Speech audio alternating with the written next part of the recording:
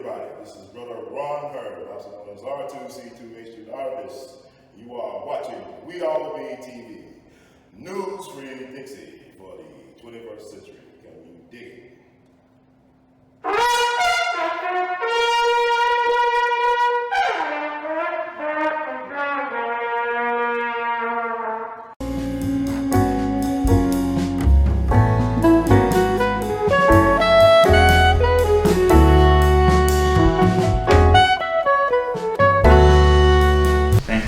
Thank you. We have another person who's going to be doing a presentation, Mr. Ronald Hurd, who is a historian who has a lot of nuggets that people don't know about. And he prides himself with telling you what people don't know that they need to know. And so I've learned so much from him. I met him April the 4th at the Martin Luther King memorial program they had at Haney Park. And we've been in constant conversation and meeting up at events throughout the last few months. So I was very fortunate that he was free enough to come and join us this evening. So please show some love to Mr. Ron.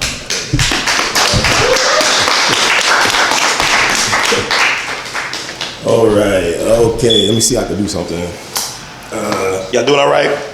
Good. Yeah, I believe that you gotta document your story, because every time I get interviewed by the news, they always cut my story out. So I'm saying, let me just document my stuff for me, so I know I exist actually. I mean, serious, you gotta start doing this stuff. My name is Ronald Hurd, also known as Brother Ron, R2C2H2, the artist. So I'm recording myself. I want to thank Mr. Calhoun for this putting me on the fly while telling me. I would be at home right now feeling sorry about myself, you know. It's a very lonely existence to do the stuff that I'm doing. You know what I'm saying? Ivy Wells was ran out of here for a reason. Mm-hmm. Malcolm is dead for a reason. Mm-hmm. Mega is dead for a reason. A lot of people, you know, you think about history is so interesting, everything's connected. You know, Fred Hampton's birthday is coming up, Chairman Fred Sr. I had a chance to talk to his mom several years ago. She's passed on to glory. On the phone, I interviewed his brother, who's also passed on to glory. But what people don't know about Fred Hampton, his birthday, what? Is it August the 30th? Yeah, August 30th, 48. His mom used to babysit Emmett Till. And he got killed at 14, and they started watching her son at 14, the government did. Because they figured out who he was. As a matter of fact, before Dr. King was born, they started watching his maternal grandfather, the government did. So they knew who Dr. King was before he even got here. You understand, the first black FBI agent, you're talking about Trump and Mar-a-Lago, the first black FBI agent, you can Google Agent 800, was hired to neutralize Marcus Garvey. The person who replaced Booker T. Washington, they never talk about how he really died, was Robert Moulton. He was U.S. Army intelligence. That brought Tuskegee experiment to Tuskegee. So there's always a hand there. You know, you think about Dr. King, and it gives me much pleasure to remind people that the gun that killed Dr. King came from the FBI. That there was 9 FBI informants in the Audubon that saw Malcolm get killed before his family. That, you know, my problem is that I care too much about this stuff. It's easy when you don't give a damn. You get on with your life, worry about the Cowboys and the Lakers and stuff like that. I don't live a life like that. Because the ghosts, the spirits, they don't let me rest. You know, when I go have lunch, I don't have lunch in the park, I go to cemeteries. I communicate with the dead. You know, I play my trumpet, or I eat my chicken, they don't bother me. I can smack as loud as I want to, convert and lose all types of, you know, just be myself. But my thing is, I got this Tupac shirt, I'm an artist. You know, Dr. Matulo Shakur, he's in prison dying of stage 3 bone cancer. This is Tupac's stepfather. This is the man who used acupuncture to heal people from drug addiction. This is the man who helped Ashada Shakur escape this injustice of a country, and she's residing in Cuba. I guess she's still alive, but he is rotting away in prison with basically just months to live, and he should have been paroled back in 2016. But yet Carolyn Bryant, the woman who killed Emmett Till, is free. And they talking about, well, she's blind and she's sick. Well, Bill Cosby was blind and sick. Hell, they ain't give a damn about Bill Cosby. I talked to Dr. Bill Cosby last year. He called me, we talked about 30 minutes on the phone. I do media. I do a lot of different interesting things that don't pay me nothing, but somehow I have, you know, my car note paid, my apartment paid, whatever. Bill Cosby called me after my great uncle passed. My paternal grandmother's last living sibling. There was 10 of them in that group. He owned the Charleston Chronicle. That was the oldest black-owned newspaper in the state of South Carolina. He ran out for almost 50 years. He died with him, unfortunately, that summer. He almost made it 95, but he called me the day after that, and he said, "Ron, I'm gonna tell you something. Don't throw away. You know, just preserve the papers, save the papers, save the store. Don't sell the house, save everything, because once you get to a certain level in Hollywood, the story that's your story, you don't know that's your story no more. They erase you, they marginalize, they make you invisible. So even after all the hell he caught on the last several years, Bill Cosby thought enough to say, you gotta save our story, you gotta tell our stories from our perspective. So this is why places and spaces like this is so important, to tell our story from our perspective. Like today, this is very heavy for me. I don't even, you know, I'm weird, that's why I don't got nobody. But here's the thing, today is the anniversary of the Houston race war. I call it the race war. Y'all call it riot, mutiny. I don't know if y'all know about this, but this is when the men of the 24th Infantry, 3rd Battalion, this is Buffalo soldiers, they were stationed in Houston. They were getting constantly disrespected and threatened by white police and the citizens of Houston, Texas. It's not the Houston you think of now. This is like a small little, a big hit town. I mean, I guess it still is. But one day, on this night of August 23rd, 1917, you gotta remember, this is like a month removed from the East St. Louis race massacre, where white people basically shot down black people in the streets, boarded up homes and set them on fire, threw black people in the Mississippi River because they were striking across the line. They were striking, and the white people, the industrialists, brought the black folks from where? They brought from Mississippi to East St. Louis to cross that line to work those factories. And they caught hell for this. This is like from July 1st through the 3rd of 1917. They took a break because they had fireworks on July 4th. So you talk about Hyde Park, whatever happened this year, this summer. I always say, you know, what happened there was terrible. What happened to people in East St. Louis back in 1917, July, that was worse. So this is like, the United States just entered to World War I. So you got these black soldiers being disrespected by the police, by the white civilians, because they was there to supervise the Camp Logan installation in Houston. So on August 23rd, the police came in there, went to a black woman's home named Sarah Travers, disrespected her, dragged her out on the street. Then a brother, Alonzo Edwards, came to her aid, a brother who was one of the Buffalo soldier guys. The police beat his ass, threw him in prison. He had his brother named Corporal Charles Baltimore, who came looking for his brother, find out what happened. They beat him up real bad, shot at him and beat him up and threw him in prison. So the brothers at the Camp Logan, they thought that the white folks were trying to kill him. They thought it would be a lynch mob coming because they said, what happened to Charles? Because Charles Baltimore was respected by the black and white soldiers. They had a lot of respect for this guy. He was recommended for officer training school. So they found out, you know, he was okay, but they heard that it was a white mob coming to Camp Logan to lynch all of them. You gotta think about what's going on right now. You know, we just entered to World War I, East St. Louis race massacre, black folks getting killed, lynched every other day. So these black men took it upon themselves to march on Houston and shoot it up. So they killed about 5 police officers, white police officers. They killed about 11 white civilians.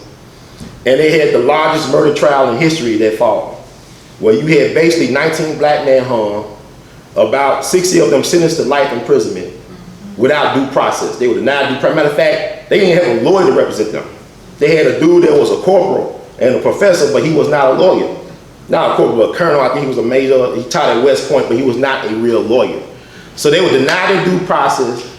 They were denied a judicial review. They were denied presidential review, because when you do that, the first 19 got killed. This is what happened. They sentenced them to die on November 28, 1917. They didn't find out they were sentenced to die to 2 days before they was dying. They told them on December 9th, 1917, they were gonna die. Then they died on December 11th, they hung them. If you look at the Roots, the Next Generations, they have a scene about the 24th, no, they actually did sing on the gallows, and they were men. So now the military is trying to say, well, they didn't mutiny because they took an oath to protect the United States against enemies, both foreign and domestic. So how they mutiny when they were doing their job? So now they're trying to exonerate them and kind of give them a pardon. Now, it's funny how that works 100-some years later. But anyway, let's talk about Memphis. But that's been on my mind all day. This is the type of person I am. So Memphis is interesting. There's a lot to talk about. There's a lot to talk about. Right, I do the Jimmy Lunsford thing. My group is the We All Be Group Incorporated, with 501c nonprofit. I do 2 things I do every year with my mom, Dr. Callaherd, in the community is the Jimmy Lunsford Jamboree Festival Week, and also the Fort Pillow Massacre Reflaying Ceremony, where we honor the victims of the Fort Pillow Massacre back in the Civil War. We talk about Jimmy Lunsford, now I talk about the Fort Pillow, we talk about Jimmy Lunsford. Jimmy Lunsford was considered the first high school band director in the city schools back in the day, at Manassas High School back in the 20s. He was an interesting guy. Memphis is an interesting place. Before I get too deep into Memphis, but let me talk about Memphis. It's nothing moves without Memphis. Memphis is the birthplace of modern America. If you think about Holiday Inn was created here, think about FedEx was created here, Tennessee Williams did his first play here, the first modern supermarket was invented here, Clarence Saunders, Piggly Wiggly. There are more recorded songs about Memphis than any other place in American music recorded history. The father of modern barbecue was from here, Henry Perry. He went to Kansas City, like the people that founded Gates and Bryant's. If you know anything about Kansas City barbecue, they owe a debt to a dude from Shelby County. Because a lot of what is now known as Memphis was Shelby County back then. So, Memphis is an incredible place. The first black American singer to perform before the Pope or the Vatican was a sister named Vera Little from Manassas. She's from North Memphis. She actually performed for the Pope at the Vatican back on April 4th, 1959. So we always think about April 4th, we're thinking about what happened to Dr. King in 1968. We're not thinking about April 4th, 1959, when this black woman from North Memphis went to perform before the Pope. There's pictures of her getting greeted by the Pope at the time. Her brother was jazz great Booker Little, one of the great jazz trumpet players of all time. He died young at the age of 23. Had a lot of kids, had a lot of fun along the way. Got in contact with some of his kids to honor him and his sister last year. And also we honored Sister Jackie Murray. She was one of our Jimmy Lunsford Jamboree Festival Homecoming Court's princess back in 2020. Very phenomenal talent. And the last person Dr. King spoke to was a brother named Dr. Ben Branch, who was from Memphis, went to Douglas. He was a great saxophonist, led Jesse Jackson Operation Breadbasket Band. Dr. King's favorite singer was not Mahalia but Jackson. It was a brother from South Memphis named J. Robert Bradley, who was discovered and trained by Lucy Campbell, the mother of gospel music, who was also a mentor to Mahalia Jackson and also Mary Anderson. Mary Anderson made her national debut at the Baptist Convention with Lucy Campbell at the piano, and she taught at Booker T. Washington for decades. This type of people that we got here, we understand, this type of people that we got, just walking around here, we are gods and goddesses, don't even know we alchemists, we don't know who the hell we are, because we don't know. So it is frustrating to be in a place like this where you do know this stuff. You try to figure out creative, fun ways to get people connected to this stuff. So what we do is, we do a festival week for Jimmy Lunsford's legacy last week in October. This year, October 22nd, on Saturday from 5 to 9, we'll be at the Orpheum Theater. So we get bigger every year. Like normally, we started out, we was at the Old Daisy doing this. Then we did at Abyssinian Church, Pastor Earl Fisher Church, a couple years. Then we did the Encore event place across from Cozy Corner, Howland Theater. All that was last year. Now we're doing it at the Orpheum. And I'm running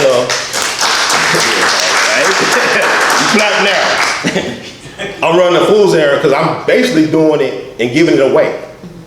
It's costing me. Don't worry about it. People don't worry about it. They like to take stuff. But we're not charging people anything because we want people just to show up and be fed. Dick Gregory was my friend. I'm very sad right now that Dick Gregory was my friend.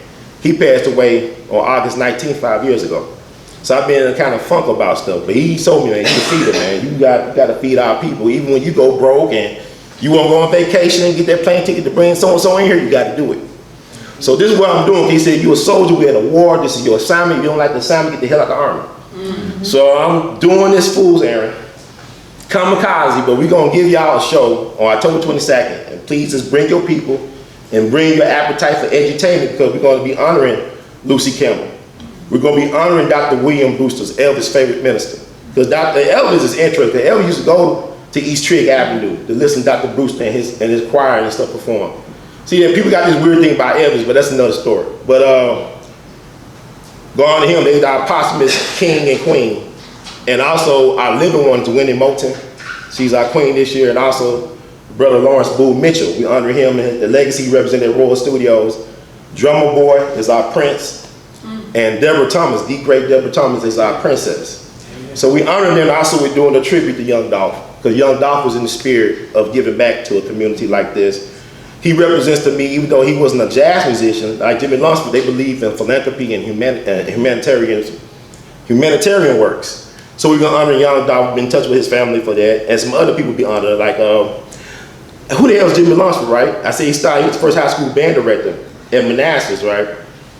He was born in Mississippi, Fulton, Mississippi, back in June 6, 1902. Come from a land-owning black family. To this day, they still own land down there. Not really. Fulton is out. It's a community called Evergreen.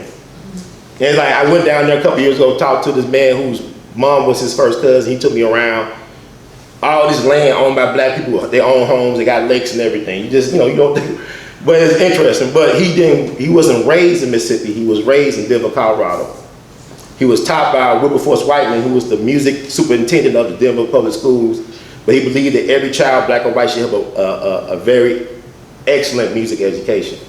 So he taught Jimmy Lunsford, who was a music prodigy, could play just about everything, but he's known for saxophone and whatever. But he also taught his son, Paul Whiteman, who was one of the probably the most commercial, successful jazz band director or leader of the 20s and 30s, White Man, hence his name, White Man, who also commissioned George Gershwin to do Rhapsody in Blue. And so Jimmy grew up in that type of environment, went back down south to Fisk University, class of 1926. Y'all talk about Dr. W.E.B. Du Bois. This is a true story. Jimmy Lunsford fell in love with Dr. Du Bois' daughter, Yolanda. They both was madly in love with each other. But Dr. Du Bois did not approve of the relationship. So they broke up, and he ended up arranging a marriage to County Cullen, who was like the poet of the Harlem Renaissance. He's kind of like a prodigy like the Williams sisters or Tiger Woods, right? He ended up running away to Europe with his best man, Harold Jackman, the finest man in Harlem. Look him up. He actually ran away to Europe with his best man. Wow. So they got their marriage annulled, but Jimmy never lost his love for Yolanda. To the day he died, he always had this love for her. She ended up marrying a football player, had a kid, a daughter, who just passed away, I think, recently, because she ended up being a school teacher in Baltimore, died in the early 60s before her father. So Jimmy was interested by him. He was a social worker too. He knew that music could be used as a way to instill community pride and also provide a rites of passage for black boys and girls. So that's what he did at Manassas. He started that program. He wasn't hired to be the music instructor. He did a lot of other things but being music. And he was a gifted athlete, track, football, boxing, stuff like that. And he was a guy that had a presence. He was tall, dark, and handsome. He was like a chocolate, tall, dark, and handsome dude, wore his suits and all that stuff. But within 4 years, they became a popular band around in Memphis. In 1930, he left with his best high school students and his buddies from Fisk. In about 4 years, in 1934, they became the house band, the Cotton Club, behind Duke Ellington and Cab Calloway.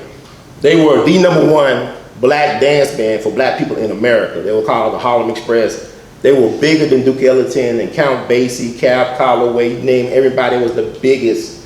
Because they had a distinctive presentation. They had tailor-made suits. They would do their comedy routines, they would sing, they would dance. The trumpet section would throw their trumpets in the air and catch them and play where they left off at. It was like showtime. There was no television, but you go in person, you get a lot for $1.25 back in those days at the Jimmy Lunsford show. And sometimes they have tens of thousands of people at these dances, man. And he was the #1 attraction at Apollo Theater for a whole decade. Think about all the great legends that came through Apollo. And think about some of them, they got booed on their first time at Apollo, but his band was the #1 attraction for a whole decade at the Apollo. What I love about Jimmy Lunsford, that he always gave back. When he come to Memphis, he would sell out here on the bill, but he would go back to Manassas, give free musician clinics and concerts for the kids. One guy that really struck a chord with him, that really was mesmerized, was a big fan of Jimmy Lunsford, was late great Mr. Emerson Abel Jr. This is Isaac Hayes, whose birthday was recent, band director at Manassas. He kicked Isaac out the band. Ended up working for Isaac at the Stax, Isaac Hayes movement. The rest is history. He's also the founder of the Southern Heritage Classic. He designed the first logo for it. It was created in his living room with Fred Jones. I always tell people that, because Mr. A won't get enough credit. But he was impressed by Jimmy Lunsford, saxophone man, Joe Thomas from Kansas City. So he led to a life of music and music education. So he would do that, and also Jimmy would start music education program for black kids throughout the country with his own money. He'll just go spend money, keep them out of trouble. Also, by the time he died, like I said, he was a social worker. He was, he not only helped kids stay out of trouble, but also he was looking to buy real estate to start a retirement community for black musicians. So he was thinking about this back in the 40s, and he also flew and owned his own airplanes. They were teaching black folks how to fly. We got Bessie Coleman, think about all the kids to go to France, get a pilot's license, think about the trouble of Tuskegee Airmen. But this man took flight lessons back in 1939. By 1940, he bought his first airplane for what today money would be about $500,000. So he actually would fly to gigs and stuff with his plane. So he actually crashed one of his planes and walked away from it. So it was an interesting life he led. But he ended up marrying a sister, a beautiful sister named Crystal Tully, who was an English teacher at Booker T. Washington. And I think she went to Fisk with him and his wife, his love of his life in London. But she flew on airplanes as well too. And so no matter how big Jimmy got, he loved black people. Even when he was in New York, he lived on Stravers Road. They ended up getting a big home in White Plains, lived next door to the Nicholas brothers, Adam Clayton Powell Jr. and Hazel Scott, the great Hazel Scott. People don't talk about Hazel Scott anymore. She was phenomenal. I ain't gonna tell you everything about her, y'all look her up. She's not from Memphis though, but she's good. So, on July 12, 1947, Jimmy was up at this place called Seaside, Oregon, on the Pacific Northwest. Oregon, you talk about Mississippi and Arkansas and Tennessee and all those places, but Oregon had in its state constitution in 1859, just 2 years before the Civil War, that black folks could not live, work, or own property in Oregon. So Oregon was Jim Crow state for decades. And then I guess in the middle of the century, or the next century, black folks started moving in, the war industry and all that stuff. So allegedly how the story goes, Jimmy got into it with a restaurant that refused to serve him and his men because they were black. He got into it and said, how y'all gonna treat us? This is not Mississippi, this is not below the Dixie line. You better serve us. They served them. They wanted hamburgers allegedly, but they got beef sandwiches, and Arby's wasn't invented until 1964. So I don't know what type of quality beef. I don't see how Arby's still in business, to be honest. But anyway, I don't know what the hell they doing. But they ate the sandwiches. Some of the guys he ate, and next thing you know, he had a gig next door, and he was at a record shop signing autographs. He dropped dead. Oh, wow. So I actually talked to a white lady who's a historian, or was the historian of the town. She was at that gig that night he was supposed to be at. His band didn't know he passed on till halfway through the show. And so some people say they got, some of them got sick and started leaving the band. Food poison, people think it was food poison. The coroner said it was a heart attack, who really knows? But he's buried in Elmwood Cemetery. This back in 1947, 5,000 people came out for his funeral in Memphis. They had one in New York. You had the black entertainment who's who come out, like Pearl Bailey, Sammy Davis Jr., all the people you could think of from that time that came out to pay their respect. Then you had a second one here in Memphis. He's buried in Elmwood. What's interesting is that H.D. Whalum, he's the patriarch of the Whalum clan. This was Jimmy Lunsford's best friend. This is the guy who's, grandson, Kurt, great-grandson doing phenomenal things. He was Jimmy Lunsford's best friend. And so he sung at Jimmy Lunsford's funeral on July 21st, 1947. On the way back home, he died in a car accident. And so I just now figured out a couple months ago that he's actually buried several hundred feet away from Jimmy Lunsford, him and his wife. I didn't know that till now. All the time going out to Elmwood, I kind of, shucks it, Forrest Gumped it. And okay, well, this is interesting. He's not that far from his best friend. So, think about that, those relationships, those connections. And somebody said they from New Orleans. Interest about Memphis is a very important jazz town. Miles Davis once said, the four most important words in jazz history is Louis Armstrong and Charlie Parker. Louis Armstrong's wife is from here. Lil Hardy Armstrong, born February 3rd, 1898. Her folks were from Oxford, Mississippi, but she was born not that far away from Beale Street. She was the one that made Louis Armstrong a superstar. She was the piano player for his mentor up in Chicago, King Oliver, one of the great early jazz trumpet players, trumpet kings from New Orleans. And they had a conversation one day because she was not impressed by Louis. She thought Louis was a country bumpkin. He had bangs and you know that song Otis Redding and Carl Thomas, that country song. He actually had bangs and had tight clothes. Love, he ain't love. I don't love for his clothes. See what she said? She then said her favorite trumpet player was another guy from New Orleans named Freddie Kepler. He was a great trumpet player. And so she used to listen to Louis, and Louis, when they would record, Louis had to stand 20, 30 feet away from everybody. He was so loud. The recording equipment ain't what it is now, so she's looking at it, and then King Oliver told him one day, she didn't tell Louis this till decades later, that King Oliver said that, Louis is a better trumpet player or horn player than I am, but he don't have confidence. He lacks the confidence to be a star. You know how women begin, y'all ambitious. I mean, let me upgrade them or some Beyonce stuff. So so she changed his look, got rid of the bangs, got better fitting clothes. He was married at the time. She was married at the time. Lewis was married. He got married 4 times. Liv would be his second wife, but Lewis' first wife was a lady named Daisy Parker. She was a prostitute. So Lewis was a what? He was happy, I guess. But anyway. But she was interested because they had to, because like when she used to get mad at Louis Armstrong, she would try to throw bricks at his head. But she always defended him too. Like she actually got beat up or stabbed in a bar defending Louis' honor. But anyway, he got divorced from her. She got divorced from her man. They got hooked up. She sent him to New York. And what's interesting about Louis Armstrong's story that everywhere he went, it was Memphis cats that made him a better person. They upgraded him. Because even in Chicago, he played this place called the Vendome Theater. The band director of the Vendome Theater was a guy named Ernest Tate. He was from Memphis, born and raised. W.C. Henry's blues band. He goes to New York, the Fletcher Henderson's band. That's the greatest jazz orchestra of the early 20s. At the Roseanne Ballroom. This is where Lady Gaga closed it down. I think back in 2013. It's a very legendary place. The greatest trumpet player at the time in New York was a guy named Johnny Dunn from Memphis, born and raised, used to play for W.C. Henry. Then he in the band with Fletcher Henderson. One of the greatest clarinetists, not from New Orleans, was a guy named Buster Bailey. Where are you from? Born and raised. Who he played for? Who was from Florence, Alabama. That's interesting, right? So I mean, Memphis connections are amazing. Then you look at Charlie Parker. I mean, his daddy's from here with Clarksdale, Mississippi roots. So everybody come through here. Like this is an amazing town. But Philip with Lil helped them. She helped organize the High 5 recordings, the High 5, High 7 recordings. This is like the Rosetta Stone. This is the foundation for American music because Louis Armstrong invented pop music singing. He actually invented pop music singing. You know, you say, well, Louis, that's got a voice like this. Everybody after Louis has been influenced by him. I don't care if it's Frank Sinatra, I don't care if it's Billie Holiday, I don't care if it's Whitney Houston, Aretha Franklin. Everybody after him were influenced by the way he did it. He changed everything. Let's listen to music how it sounded before he came on the scene, as far as singing and afterwards. Like Billy Eckstine said, he's the greatest singer without a voice. But he had a voice. But when Louis died, even though he was married to his 4th wife, he made sure that Lil rode in the family car.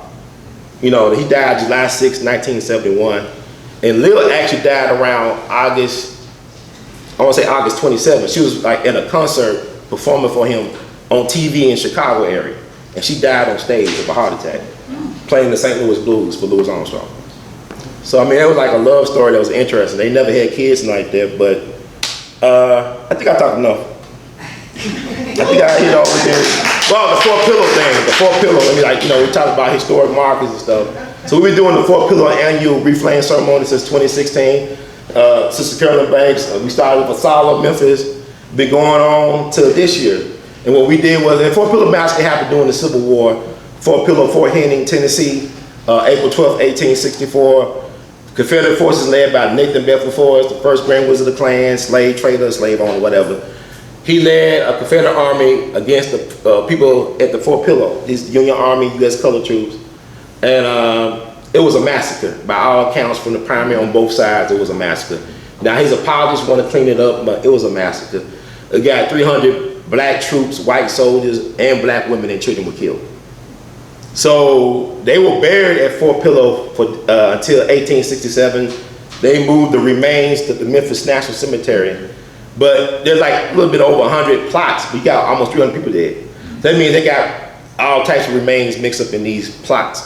So what we've been doing, they never had a proper send-off or proper funeral right. So what we have been doing, we've been organizing different institutions like funeral homes, pastors, descendants of survivors, and stuff like that. And even the Sheriff's Department, Memphis Police Department get involved, 21 Gun Salute, Riderless Force, all this stuff every year to honor our people. So we normally would do it around April the 12th, but we've been doing it around Juneteenth weekend for the last couple of years.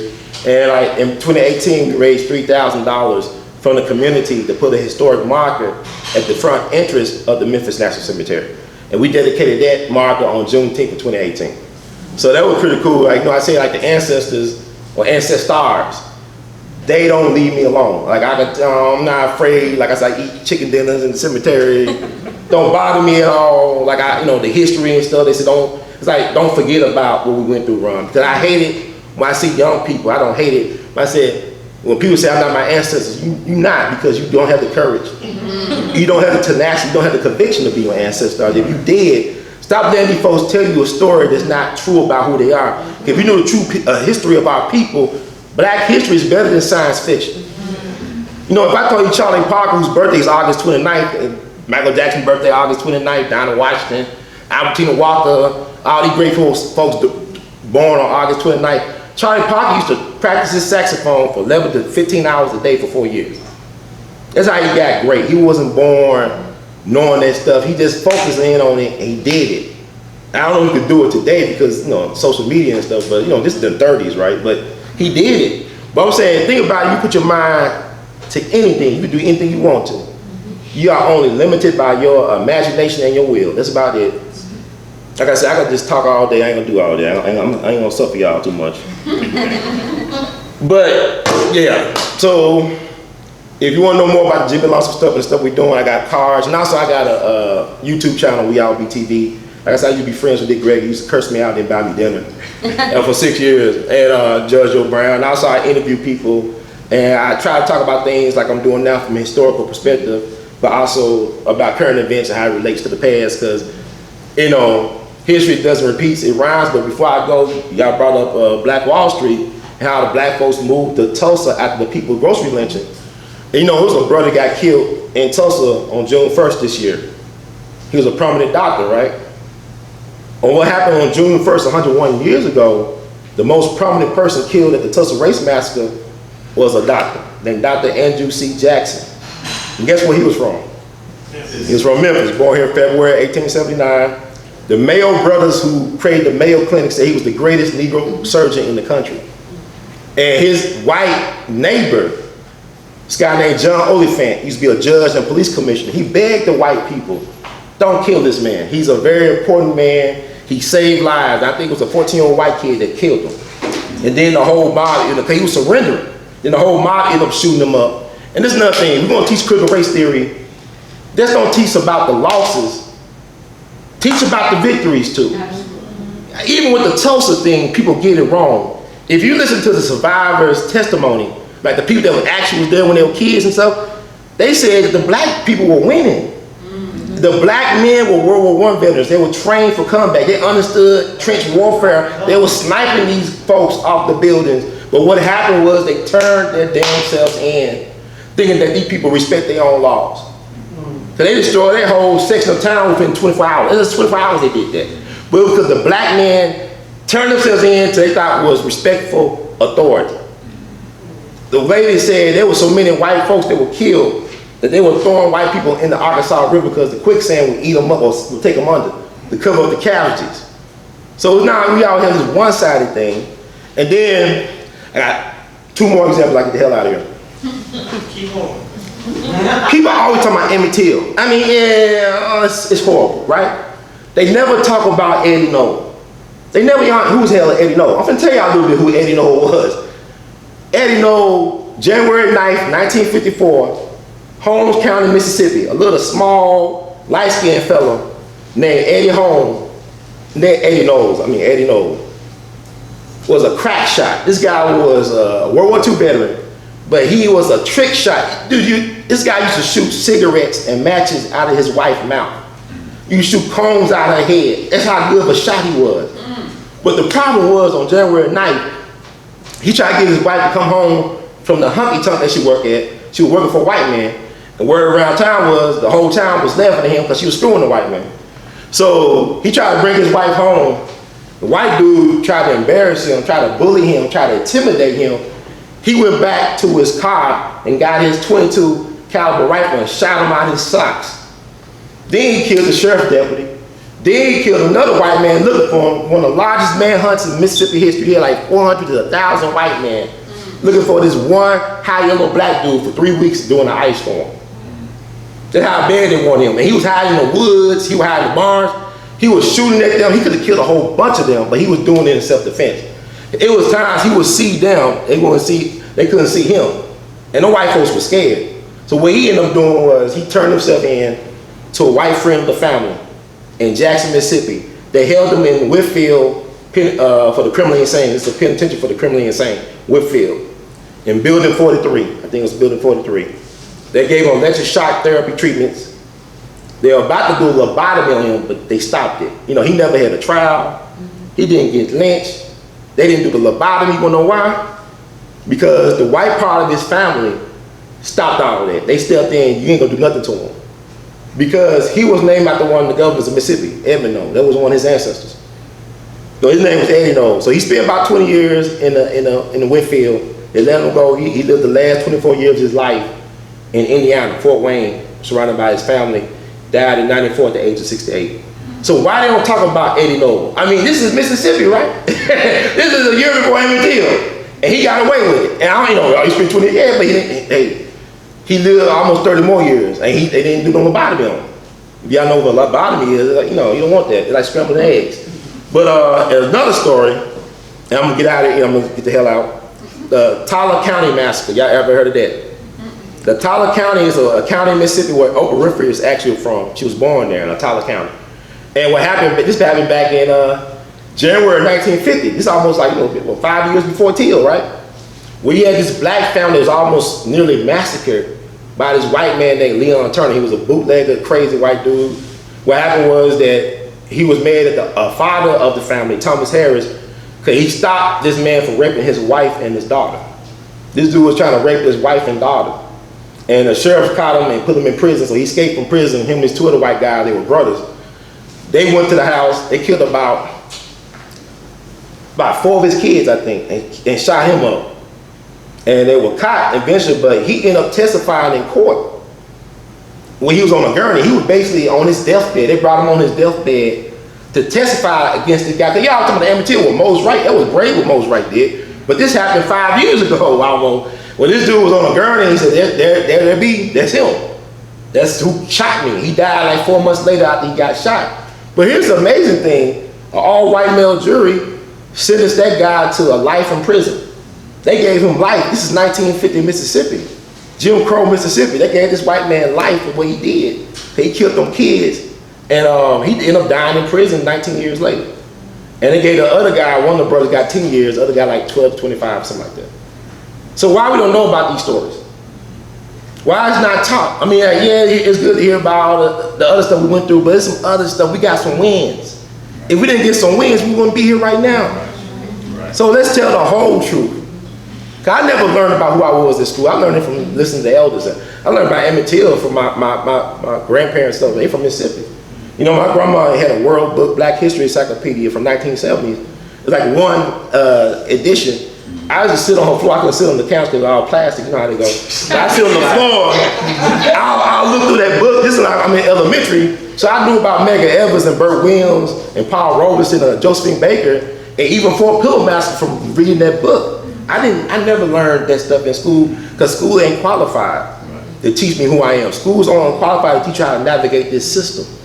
The skills you need to navigate, but the skills to really be who you are and to excel, you got to know thyself. The foundation starts at home, but what do you have the home to go to? Where is the village? You know, there's none. You know, we just a lot of people, we don't even know our neighbors, we don't know each other. I don't know who the hell I am, right? You know, who knows who? You know, so what I'm saying is, this is why that these spaces are important, because even when Ernest with a story, there's a podcast called Unfinished. It's called Ernie's Secret. It's funny how white folks wait. That dude had 10 years to ask Ernest Wood all these damn questions. Like Dick Gregory just cursed me out, I asked him crazy questions. He said, why you didn't tell me you gonna ask me the question off air? People say, Dick Gregory got his ass. Nah, he got my ass because he knew I asked him something that was truthful. He's like, why you didn't tell me you gonna ask me that? But dude had 10 years at the commercial field to ask with us, was he an informant or whatever. Now white folks, what they do is they want to make money off our misery. You know what I'm saying? Instead of telling the truth about who we are and where we come from. And so you can't expect your enemies to have your best interests. So as we as a people, we got to support institutions like this and support each other that's doing the work and let each other know about the work. So that's it.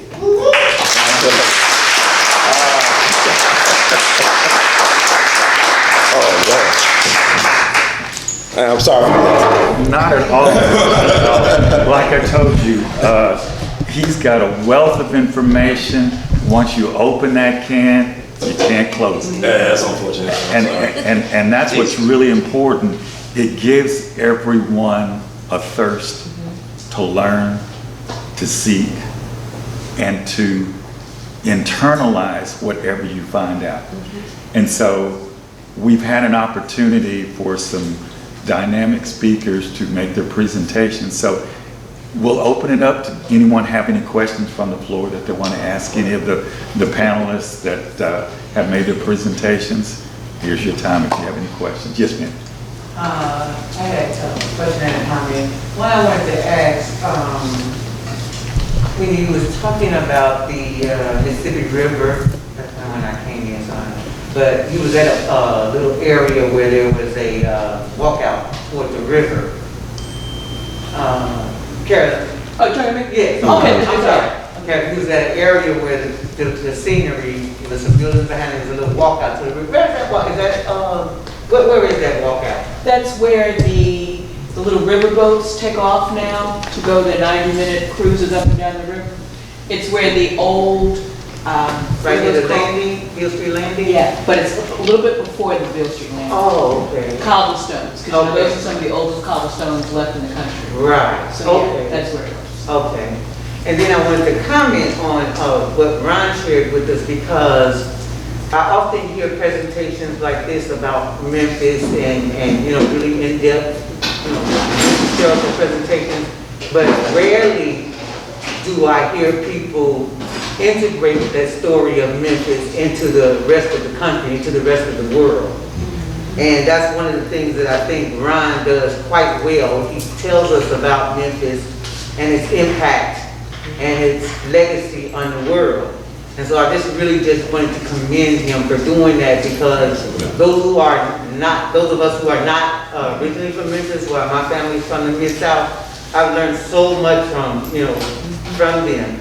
But I think especially in teaching young people, when we integrate our stories into the history of Black people around the world, and you know, we were really kind of like a small community spread all across the country within the confinement that they created, you know, at that time, you know, because of racism. So, you know, the traditions were, you know, far and wide. You know, they took them to California, they took them, you know, to the Midwest and to the East Coast, and all of those traditions started here in the South, in the Mid-South, and you know, further down South. But just the effort that he makes to contextualize the story in terms of war history and American history lets us know how important Memphis is, you know, beyond our sense of, you know, just pride of where we're from, but gives us a foundation for that pride and its impact on the world. Thank you. Thank you. Has anybody else got any questions of any of the presenters? Yeah. It was just the other evening, a friend of mine and myself, we were in South Memphis going down Lucy, and we realized that that was Aretha Franklin's home. Right. What would it take to renovate it, to preserve it, and make it a part of history? One of the things, I know just a little bit about it, that there was initially, when she first died, there was a lot of controversy about it because the house hadn't been taken care of and taxes had not been paid on it for years. And they started a fund to raise the money to pay the taxes. So that was one of the first steps, is they had to get ownership of the house. And then after that, there was another campaign to raise money to do the renovations and preservation, because there was a lot of work that needed to be done inside and outside, because the house was not structurally sound at that time. So Are they working on it now? the last information that I had is that the family is still in the process of raising funds. We always think it, you have a GoFundMe account, you need, $15,000 to $20,000, but then you find out that's only a beginning. because you have other, and it depends on what kind of structural problems that they had with the house. But there is an effort afoot to do that. Can I say something? Yes. It's great that we as a people make these changes and upgrades ourselves as opposed to waiting on projects or waiting on the government to do it for us. Right. But at the same time, my concern is coming in is that most of the city is making revenue off our history. And what is the city doing as far as taking care of this property of Aretha Franklin property, because it's the city that's going to make profit off of this game? And what is this? Are we forcing the city to do this? Or I can understand if we want to do it ourselves, because we need to do it ourselves. But at the same time, we got to recognize that the city is making a profit off of our heritage. Yeah, I'd like to speak to that, just being a representative of the city and being a citizen of Memphis as well. And one thing I like to encourage people. By the way, I'm from Orange Mound, so I know. Yeah, absolutely. We have contributing back to the community. Right, exactly. So one of the things that I encourage, just being a citizen of this community, put pressure on your government for projects like that. If you see that this house on Lucy Street needs renovation, that's what we're here for. I think, you know, and it's justifiable for us as a people to have that general distrust. But then you have several organizations like the one that I represent, Housing and Community Development, where people are really trying to get back into the community. And we're hearing, we want to know your stories, we want to know your concerns, we want to know what we can do. And I think a lot of times our minds kind of get blocked because it is, you know, the government, but there are several resources within that are not being utilized. You know, there's several things that are not being utilized because we're not asking questions. And we're, you know, but put pressure on your government entity. That's the only way this thing will change. So I just say that. Thank you very much. You're welcome. Yes. Joe, who was the last speaker? Yeah, go ahead. Oh, yes, sir. Who was the last speaker? Ron. I'm in trouble, you IRS. You said that, so what did you just say? You the IRS. Am I required to answer the question? Are you prophetic? Oh, okay. Did you grow up in a church? I'm for you now. Okay, all right. Well, so my question for you, sir, is I was listening to you speak. You are hilarious and also a very powerful speaker. I was wondering, do you have a book? Because you were teaching things that I've never quite heard in school, as a young person, in college, as an adult, and then you sounded like you do hip hop. Speaking of prophetic, I got church in me too. Thank you very much. You know, and then, you know, so I was wondering about how to learn from you further.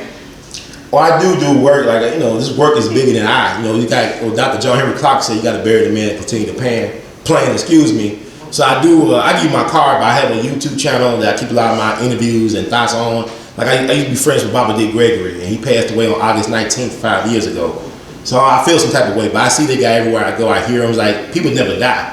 You get powerful as an ancestor when you're able to move freely without the coils, mortal coil. So like, my thing is, like, I try to do the work, like documenting these type of speeches and stuff, putting it out there for the people. I have wrote a book about a guy named James Reese Europe a while ago. I got to update it. He was a World War I hero and jazz pioneer. He actually was the guy who brought jazz to Europe. That's his last name, Europe. He was the Harlem Hellfighters back in the day. He was killed by his drummer when he came back home. Of all people, doing a concert up in Boston back on May 9th, 1919. Can you put the camera on yourself? Oh, I put it. I was a very captivating person, but he Putting it back on the young people, it's time for you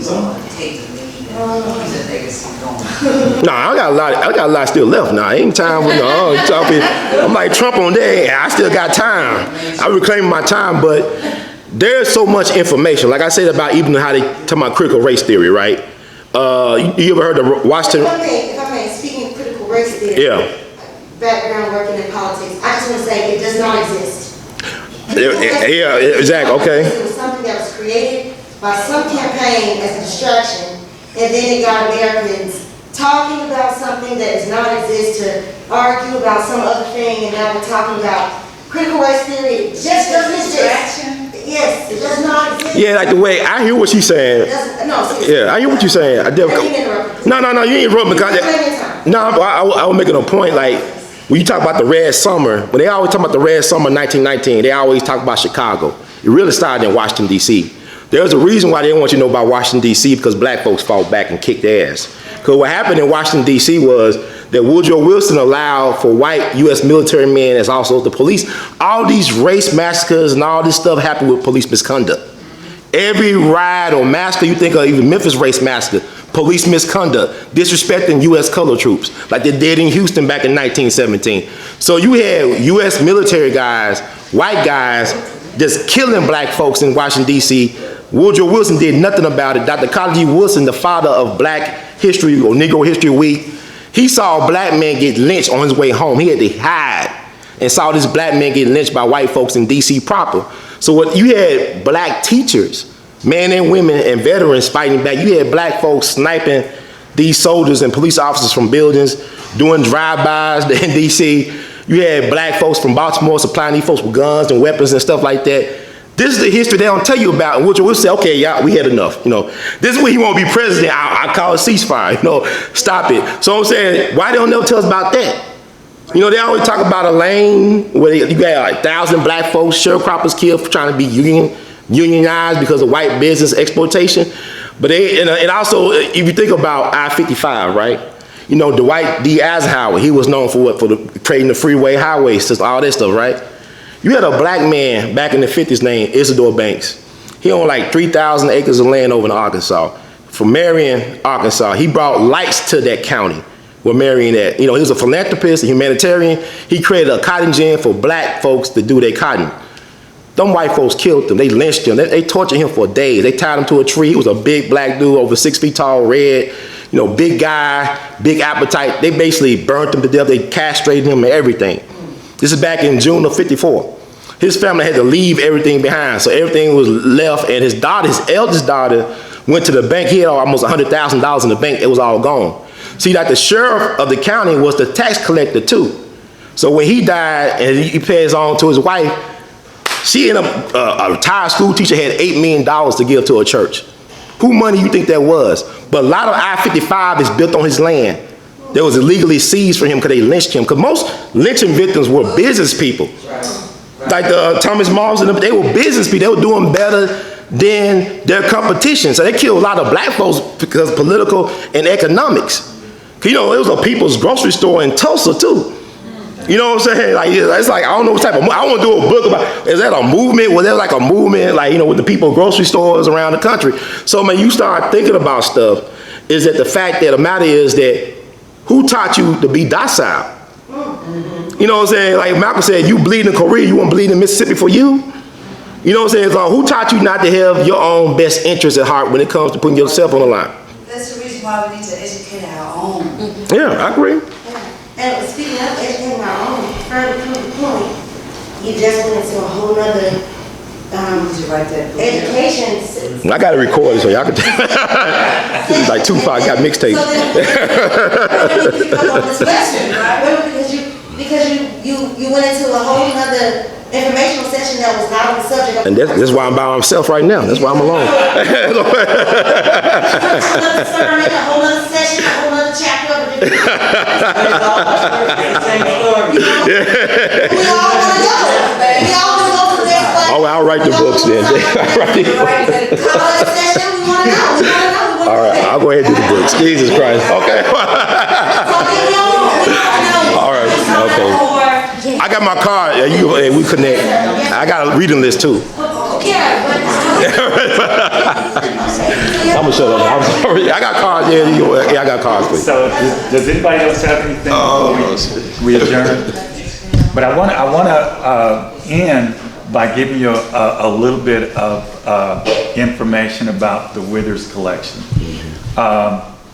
This building is a sacred building. We have an opportunity, nay, a responsibility to help educate people through photographs, through sessions such as this, and through bringing children through to partake of what's on the wall. This year, Ernest Withers would have been 100. So this is his centennial year. Being that that is the case, the Indie Film Festival starts in October. One of the films that will be featured will be a film entitled The Picture Taker, and it is about Ernest Withers.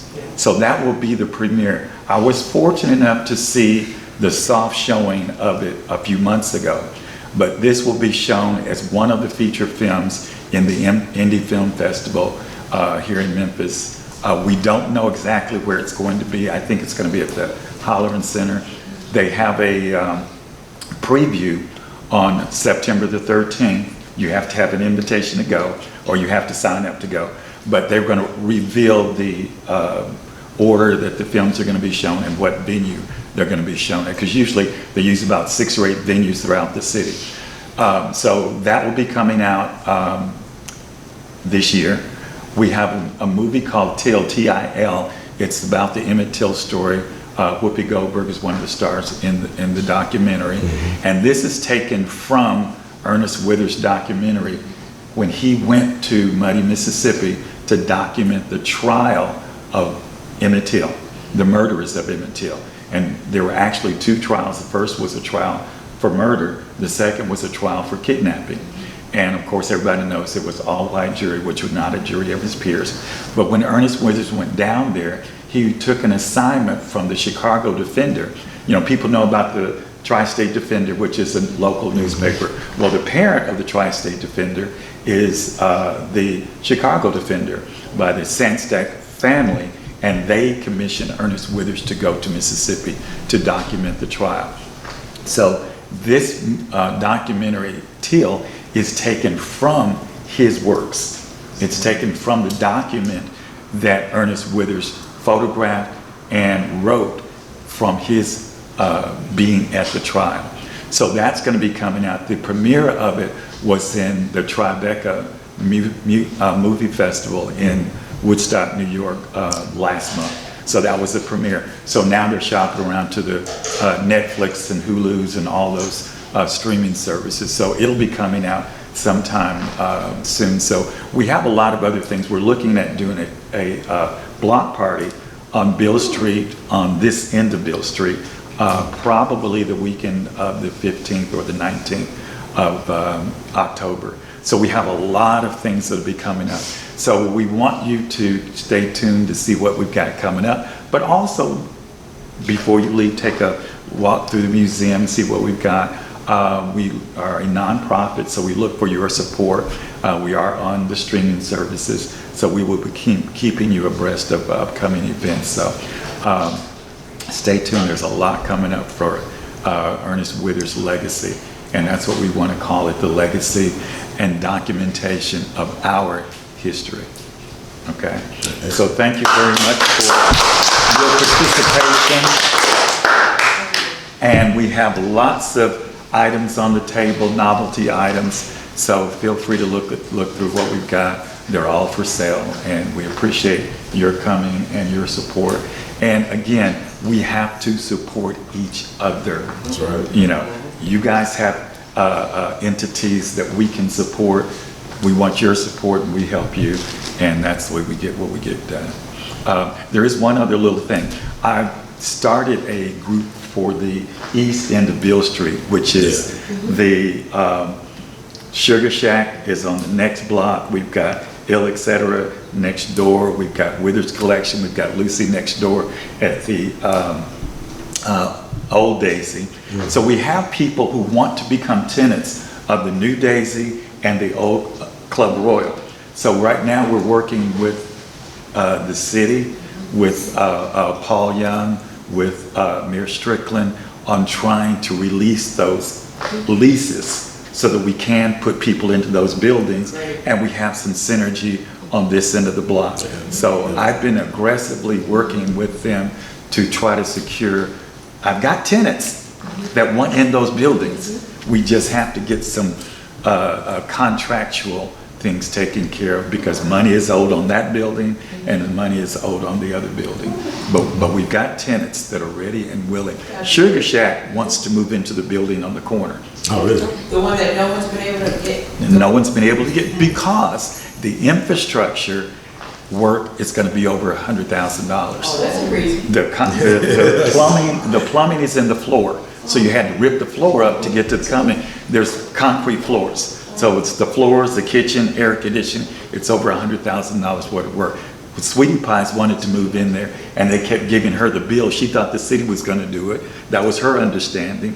But the contractors kept sending her the bills. And she just said, nope, I'm not going to do it. And then Wahlburgers was the next people who, they had the same issue. They kept saying, so the city needs to do the infrastructure and let the building be leased. It's what they need to do. To make the city do that. Right, so that's what we're working on, trying to get them to release these buildings on this end of the block, not the other end of the block, but this end of the block, so we can control our own destiny. And that's what we want to do.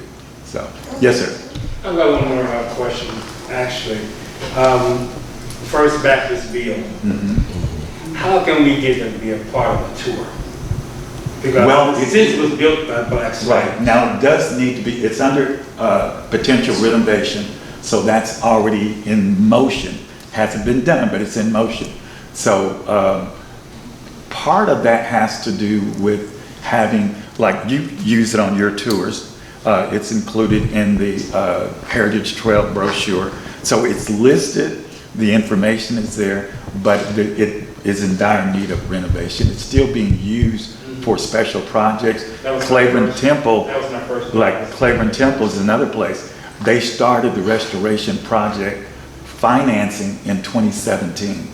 They only a year ago started it in earnest. So it takes time, it takes the money, and you know, the pandemic stuck put everything on hold. So they are working on it in earnest at the Claiborne Temple. So it's supposed to be completed early 2023. So then it's going to be a community center where there'll be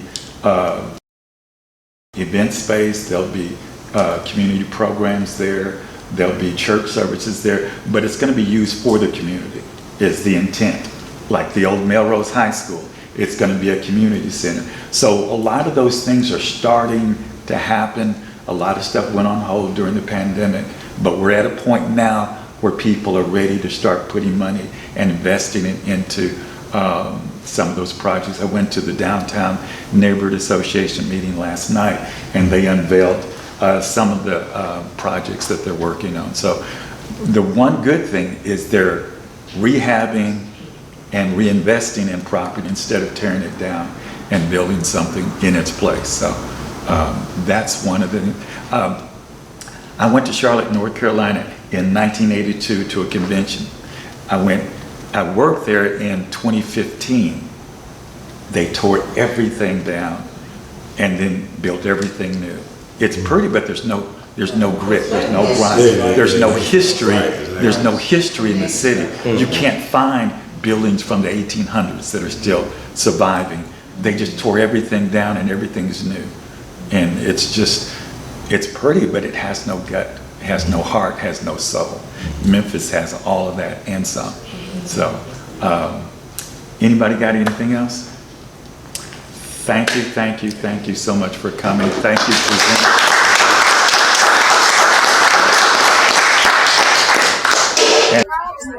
What up, y'all? It's your man, Fluid Ricky Ross, and we watching We All Be New Free Dixie For the 21st century. for the 21st century. Thank you. I appreciate it.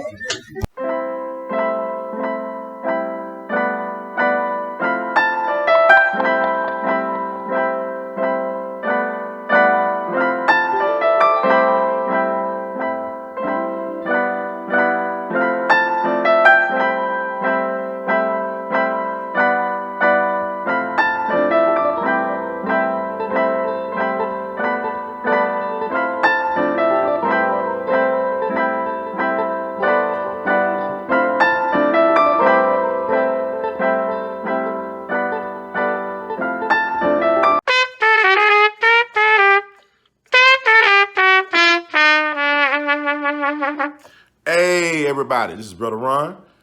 I am asking you all to do me a big favor. Think about supporting the We All Be movement. Your donation is tax deductible. The We All Be Group Incorporated is a recognized 501c3.